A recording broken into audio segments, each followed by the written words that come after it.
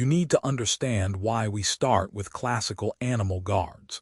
These positions aren't about imitation.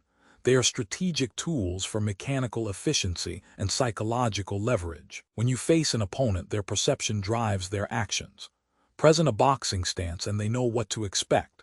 Present a well-trained classical guard like crane or tiger, and you introduce immediate ambiguity. That ambiguity triggers hesitation or overconfidence. Either way, you seize the psychological initiative. You force them to react to your presentation, not the other way around. This isn't mysticism, it's practical combat psychology. Your guard becomes a weapon before you throw a single strike. Each classical guard provides a biomechanical template for optimal body alignment.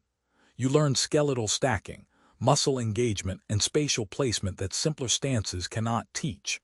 These positions balance stability, mobility, and readiness. They are not static poses, they are transitional hubs. Every strike, block, parry, grapple, and throw links back to these foundations. You train them first because they ingrain a high standard of bodily control. When you later learn a streamlined street guard, you do so with deep mechanical understanding. You replicate these positions with exacting precision through slow, controlled movements. This is mirror neuron training, soft tension, slow velocity. You build an unshakable mechanical foundation that supports the entire curriculum. Your body learns the correct alignment without compensation. You develop spatial awareness that transfers to every other skill. This method ensures you do not rely on speed or power to mask poor mechanics. You own the position before you ever use it under pressure. These guards are not ends in themselves. They are starting points for action. You learn to flow from dragon into a strike, from snake into a parry, from tiger into a throw. Each position connects biomechanically to the next skill. You do not stay in the guard, you move through it. This training builds fluid transitions and eliminates wasted motion. Your responses become efficient, direct, and structurally sound. You stop thinking about the guard and start using it as a platform for decisive action. When you present a classical guard, you signal specialized training.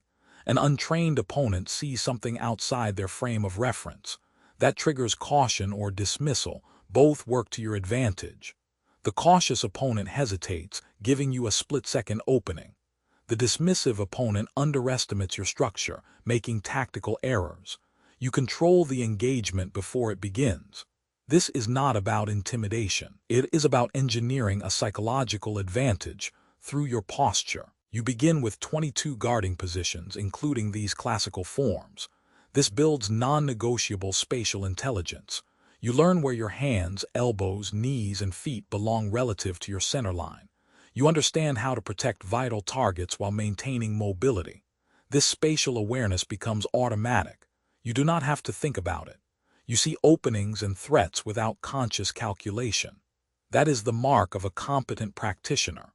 Instinctive. Efficient positioning under pressure. Start with the white belt guarding positions. Build your mechanical foundation. Own the psychological advantage. Train with discipline. That is how you build real combative effectiveness.